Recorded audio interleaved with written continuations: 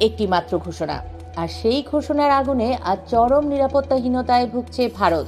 বিশ্লেষকরা বলছেন, এই ঘোষণার আড়ালে একটি দেশের সার্বভৌমত্ব আজ চরম ঝুঁকির মুখে। আমরা কি তাহলে আরেকটি সামরিক সংঘাতের দ্বার প্রান্তে?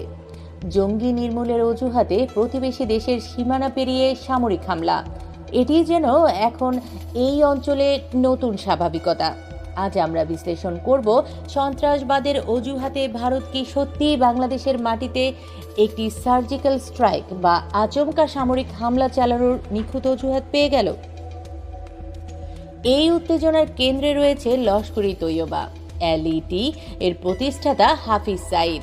তিনি সম্প্রতি বাংলাদেশকে পূর্ব পাকিস্তান বলে উল্লেখ করেছেন। শুধু তাই নয়, তিনি প্রকাশ্যেই ঘোষণা দিয়েছেন যে ভারতের মাটিতে হামলা চালানোর জন্য তারা বাংলাদেশে প্রস্তুত আছেন, অর্থাৎ তারা বাংলাদেশের মাটিকে ব্যবহার করে ভারতে হামলার প্রস্তুতি নিচ্ছেন।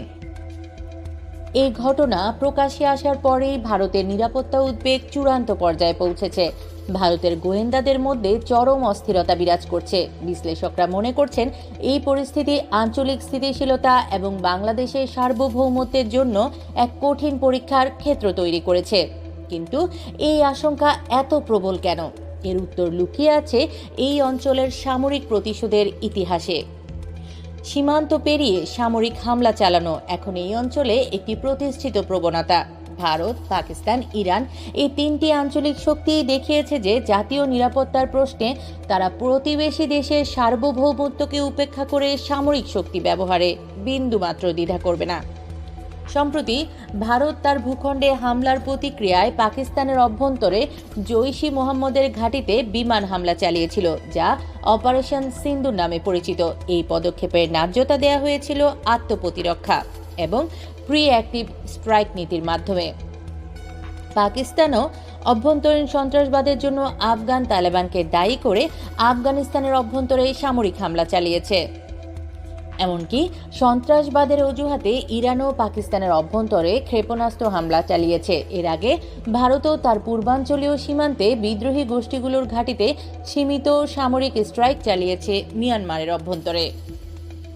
এই ধারাবাহিক সামরিক পদক্ষেপ প্রমাণ করে রাষ্ট্রগুলো এখন সন্ত্রাসবাদের অজুহাতে অন্য দেশের মাটিতে সামরিক আগ্রাসনকে নিজেদের বৈধ অধিকার বলে মনে করছে। হাফিজ সাঈদের এই ঘোষণা ভারতীয় নিরাপত্তা সংস্থাগুলোর জন্য একটি গুরুতর সতর্কবার্তা।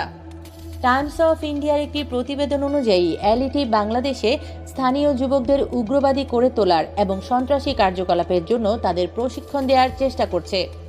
এই পরিস্থিতিতে যদি ভারত বিশ্বাস করে যে বাংলাদেশ সরকার এই গোষ্ঠীকে নির্মূল করতে অনিচ্ছুক বা অক্ষম, তাহলে তারা যে কোনো মুহূর্তে সামরিক স্ট্রাইকের একটি নিখুঁত অজুহাত তৈরি করতে পারে।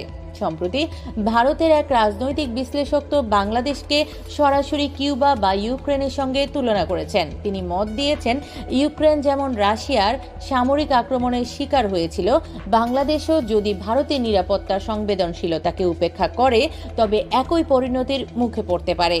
এই উদ্বেগের পেছনে রয়েছে আরও গভীর ভূ রাজনৈতিক সমীকরণ। বর্তমানে বাংলাদেশের জন্য ভারতের দ্বিপাক্ষিক সম্পর্ক ইতিহাসের সবচেয়ে খারাপ পর্যায়ে রয়েছে বলে মনে করা হয়। অন্যদিকে বাংলাদেশ এই সুযোগে কৌশলগতভাবে পাকিস্তান ও চীনের সঙ্গে তার সামরিক ও কূটনৈতিক সম্পর্ককে জোরদার করেছে। পাকিস্তানের সামরিক কর্মকর্তারা নিয়মিতভাবে বাংলাদেশে যাতায়াত করছেন এবং সরকারের উচ্চ পর্যায়ের কর্মকর্তাদের সঙ্গে বৈঠক করছেন। ভারত এই ঘনিষ্ঠতাকে তার আঞ্চলিক নিরাপত্তার বিরুদ্ধে একটি কৌশলগত জোট হিসেবে দেখতে পারে। এই ঘনিষ্ঠতা ভারতের জন্য একটি বড় কৌশলগত উদ্বেগ সৃষ্টি করেছে। এর সঙ্গে যুক্ত হয়েছে ভারতের সবচেয়ে দুর্বল সংযোগস্থল শিলিগুড়ি করিডোর বা চিকেন স্নেক। বাংলাদেশের সীমানা থেকে অত্যন্ত কাছে থাকা এই সংকীর্ণ করিডোরটি ভারতের পূর্বাঞ্চলকে ধরে রেখেছে এবং এই করিডোরে চীনেরও কৌশলগত নজর রয়েছে। এর বিচ্ছিন্ন হওয়া নিয়ে ভারত বরাবরই উদ্বিগ্ন থাকে। সম্প্রতি এই করিডোরকে সুরক্ষিত রাখতে ভারত এর আশেপাশে 3টি নতুন সামরিক ঘাঁটি তৈরি করেছে। একই সময়ে বাংলাদেশও একই অঞ্চলে যুদ্ধবিমান রাখার জন্য হ্যাঙ্গার তৈরি করেছে।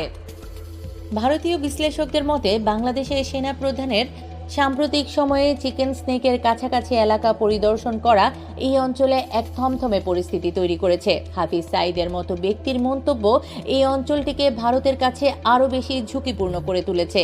এছাড়া রোহিঙ্গা ক্যাম্পে পাকিস্তান ভিত্তিক গোষ্ঠীর প্রশিক্ষণের যে খবর ভারতীয় গণমাধ্যমে প্রকাশিত হয়েছিল তার সঙ্গে এলইটির হুমকি যোগসূত্র পেলে ভারত যে কোনো আগাম সামরিক পদক্ষেপকে ন্যায্যতা দেওয়ার চেষ্টা করতে পারে। এই ভূরাজনৈতিক টানাপোড়েনে আজ বাংলাদেশের সার্বভৌমত্ব চরম ঝুঁকিতে। ভারতের জন্য এই হুমকি কেবল জঙ্গিবাদের নয়, বরং আঞ্চলিক রাজনীতিতে পাকিস্তান ও চীনের ক্রমবর্ধমান প্রভাব মোকাবেলারও একটি কৌশলগত হাতিয়ার হতে পারে। যদি ভারত নিজেকে বিপন্ন মনে করে, তবে তারা খুব দ্রুত বাংলাদেশের অভ্যন্তরে সার্জিক্যাল স্ট্রাইক চালাতে পারে। সামরিক প্রতিশোধের এই চক্রে বাংলাদেশের মাটিকে কোনোভাবেই অন্য কোনো দেশের বিরুদ্ধে ব্যবহার হতে দেয়া যাবে না। বাংলাদেশের উচিত হবে কূটনৈতিকভাবে কঠোর অবস্থান নিয়ে শক্তিশালী পদক্ষেপ নিশ্চিত করা। অন্যথায় ইউক্রেনের মতো অস্তিত্বের সংকটে পড়ার ঝুঁকি থাকবে। সময় দ্রুত শেষ হয়ে আসছে। এই সংকট মোকাবেলায় বাংলাদেশের সরকার ও কূটনীতিকরা কী পদক্ষেপ নেন সেদিকেই চোখ থাকবে আমাদের।